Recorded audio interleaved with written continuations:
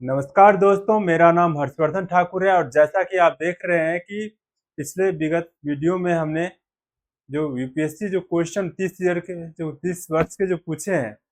पहला वीडियो में आपने देखा होगा कि 1 से 30, फिर दूसरे वीडियो में 31 से 60 और ये तीसरा वीडियो है। और इसमें हम शुरू करने जा रहे हैं 60 से 70 क्वेश्चन। तो आप वीडियो में बने रहें। और आपको बता दूं कि आप यूपीएससी का कभी भी एग्जाम देंगे, वैसे यहाँ पर 2026 लिख रखा है, लेकिन ये 2000 आने वाले जो भी एग्जाम है 2027 है, 2028 है, 2029 है, तो इसमें ये वीडियो आपके लिए बहुत कारगर होगा, क्योंकि इसमें पूरे पिछले वर्ष का संकलन हमने किया है एंशियंट हिस्ट्री को लेकर के। तो चलिए शुरू करते हैं क्वेश्चन नंबर 61 से।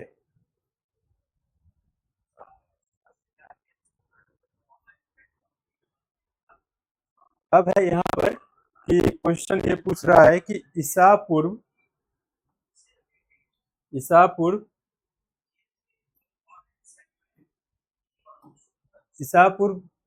दूसरी शताब्दी के प्रारंभ में उत्तरी अफगानिस्तान में स्थापित भारतीय यूनानी राज्य था।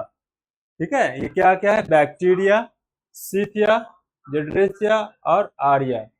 तो इसमें क्या होगा आंसर? उत्तरी अफगानिस्तान में स्थापित भारतीय यूनानी राज्य है ना। भारतीय यूनानी राज्य इसमें क्या होगा? इसका होगा बैक्टीरिया। बैक्टीरिया एक ऐसा था जो क्या था कि भारतीय यूनानी राज्य था। ये उत्तरी अफगानिस्तान में स्थित है, क्योंकि एक टाइम अफगानिस्तान भी क्या था? इंडिया का पार्ट हुआ करता था। तो इंडिया का पार्ट जो हुआ करता था, तो इसके वजह से हम इसको क्या कहेंगे? ये बैक्टीरिया कहेंगे। ठीक है। तो जैसा कि आप देख रहे हैं, फिर नेक्स्ट में ये है कि देखो, अब यूपीएससी इससे आपको क्या क्या क्वेश्चन पूछ सकती है ना। अब देखो, यूपीएससी आपसे पूछ सकती है कि मेनांडर किस नाम से प्रसिद्ध था। ये क्वेश्चन आ सकता है। मिलिंद पन्नो किससे संबंधित है, और मेनांडर नागसेन संवाद क्या है? मेनांडर नागसेन संवाद क्या है? तो ये आपको एक क्वेश्चन पूछेगा। देखो, मेनांडर यानी कि मिलिंद कहा गया है, इसे हिंदी में इसे मिलिंद कहते हैं, है ना, और इसका नाम मेनांडर है। तो आप यहाँ पर देख सकते हैं, ये इस तरह के क्वेश्चन जो है आपको यूपीएससी पूछ सकती है। नेक्स्ट है कथन और कारण। अशोक ने कलिंग को मौर्य साम्राज्य में जोड़ लिया। ये पहला कथन है। और कारण इसका क्या कह रहा है कि कारण क्या होगा? कलिंग दक्षिण भारत से आने वाले स्थलीय एवं समुद्री मार्गों को नियंत्रित करता था। ये इसका कारण है। अब देखो, ये क्वेश्चन का स्टेटमेंट दे दिया, एक कारण दे दिया है। ए और आर दोनों सही है तथा आर ए की सही व्याख्या है। दूसरा कह रहा है ए और आर दोनों सही है, परंतु आर ए की सही व्याख्या नहीं है। तीसरा कह रहा है ए सही है किंतु आर गलत है। और चौथा कह रहा है ए गलत है किंतु आर सही है। तो देखो, आपको बता दूं कि इसका क्या होगा आंसर, कि दोनों कथन सही है और आर ए की क्या कर रहा है यहाँ पर? सही व्याख्या कर रहा है। तो ये स्टेटमेंट इसमें इसका ये आंसर होगा। ठीक है, समझ पा रहे हैं आप? चलिए हम नेक्स्ट पे बात करते हैं। नेक्स्ट क्वेश्चन कह रहा है क्या कि कश्मीर में कश्मीर में कनिष्क के शासन काल में जो बौद्ध संगीति आयोजित हुई थी, उसकी अध्यक्षता निम्नलिखित में से किसने की थी? पार्श्व ने, नागार्जुन ने, शूद्रक ने, या फिर वसुमित्र ने? तो इसका क्या आंसर होगा? वसुमित्र। वसुमित्र क्या किया था? कश्मीर के कुंडलवन में चौथी बौद्ध संगीति आयोजित करवाया था।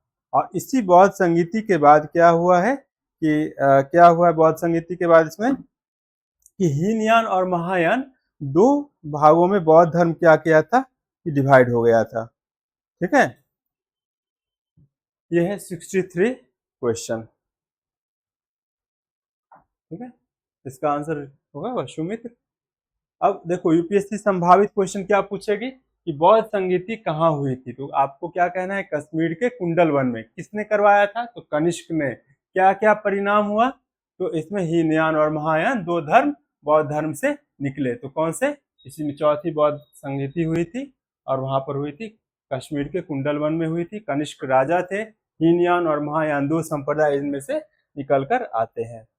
नेक्स्ट है विशाख दत्त के प्राचीन भारतीय नाटक मुद्रा राक्षस की विषय वस्तु है। प्राचीन हिंदी अनुश्रुति के देवताओं और राक्षसों के बीच संघर्ष के बारे में, एक आर्य राजकुमार और एक कबीली महिला की प्रेम कथा के बारे में, दो आर्य कबीलों के बीच सत्ता के संघर्ष की कथा के बारे में, और डी है चंद्रगुप्त मौर्य के समय में राज दरबार की दुरभ संधियों के बारे में। तो इसका आंसर क्या हो जाएगा, चंद्रगुप्त मौर्य के समय में राज दरबार की दुरभ संधियों के बारे में जिक्र किया गया है।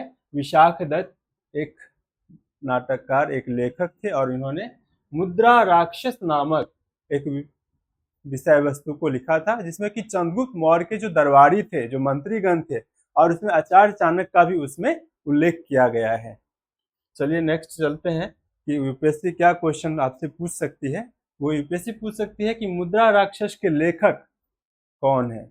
4 ऑप्शन दे दिया और उसमें से आपको आंसर पूछना है। विशाख क्या नाटक है, क्या वो कवि है, क्या विधिवेत्ता है ना, क्या अर्थशास्त्री है। तो इस तरह की चीजें आपको क्वेश्चन इससे आ सकता है। निम्नलिखित कथनों पर विचार कीजिए।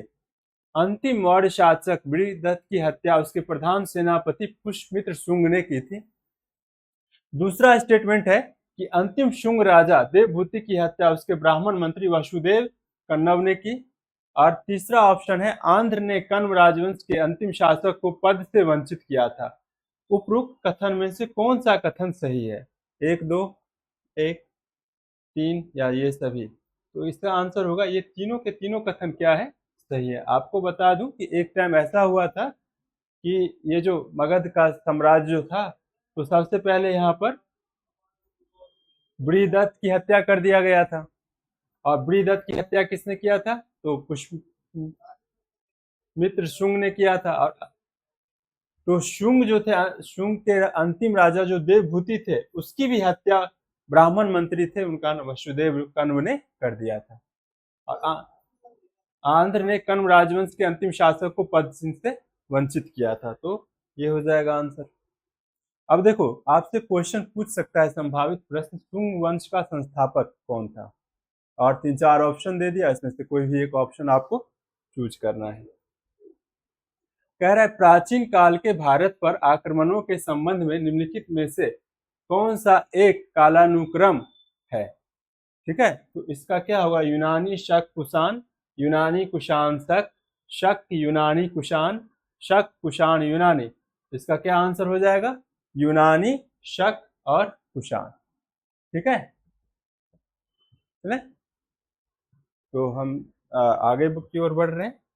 नेक्स्ट है यहाँ पर कि शक संवत कब शुरू हुआ था, तो वो हुआ था 78 ईस्वी में कुषाण का शासन। इस तरह के यूपीएससी आपसे क्वेश्चन क्या कर सकती है, पूछ सकती है कि शक संवत कब शुरू हुआ था। ठीक है, 78 ईस्वी में कुषाण का शासक कौन था, कनिष्क कौन था, इसके बारे में आपको क्वेश्चन पूछ सकती है। नेक्स्ट क्वेश्चन है प्राचीन भारत में देश की अर्थव्यवस्थाओं में अत्यंत महत्वपूर्ण भूमिका निभाने वाले श्रेणी संगठन है के संदर्भ निम्नलिखित में से कौन सा कथन सही है। ठीक है, तो क्वेश्चन संगठन से यानी प्रत्येक श्रेणी। ठीक है, आंसर क्या हो जाएगा, डी होगा। नेक्स्ट क्वेश्चन है सम्राट अशोक के राजा देशों का सबसे पहले विकूटन किसने किया था, तो जेम्स प्रिसेंट ने किया था। जेम्स प्रिसेंट, जैसा कि आप जानते हैं सम्राट अशोक का जो राजा देश, जो उन्होंने शिलालेख पर उन्होंने बहुत सारी लिपि में लिखवाए, जिसमें कि खरोष्ठी लिपि, ब्राह्मी लिपि है ना, और भी बहुत सारी लिपियों में लिखवाए। तो जेम्स प्रिसेंट ने क्या किया था, सबसे पहले ये अंग्रेज क्या थे, पुरातत्ववेत्ता थे, और इन्होंने उसको पढ़ा था, किस लिपि में पढ़ा था, तो ब्राह्मी लिपि में पढ़ा था। आने वाले टाइम में एक क्वेश्चन आपसे पूछ सकता है कि यूपीएससी संभावित क्वेश्चन जो पूछेगी कि किस लिपि को पढ़ा था उसने, तो वो ब्राह्मी लिपि आंसर होगा। चलिए नेक्स्ट चलते हैं। निम्नलिखित में से किस उभारदार मूर्ति शिल्प शिलालेखों में अशोक के प्रस्तर रूप चित्र के साथ रानियों अशोक, ये शब्द याद रखना, रानियों अशोक का मतलब राजा अशोक होता है, उल्लेखित है। कंगनहली, सांची, शहबाजगढ़ी, सोहगौरा। तो इसका आंसर होगा कंगनहली में क्या है, रानियों अशोक के बारे में ये दिन है। ठीक है, नेक्स्ट क्वेश्चन है।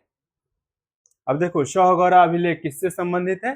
सोहगौरा अभिलेख जो है वो अकाल प्रबंधन से संबंधित है। ये उत्तर प्रदेश के गोरखपुर जिले में पड़ता है सोहगौरा अभिलेख, है ना। चलिए नेक्स्ट है, निम्नलिखित में से किस शासक ने अपनी प्रजा को इस अभिलेख के माध्यम से परामर्श दिया? कोई भी व्यक्ति जो अपने संप्रदाय को महिमा मंडित करने की दृष्टि से अपने धार्मिक संप्रदाय की प्रशंसा करता है, संप्रदाय के प्रति अत्यधिक भक्ति के कारण अन्य संप्रदायों की निंदा करता है, वह अपितु अपने संप्रदाय को गंभीर रूप से हानि पहुंचाता है।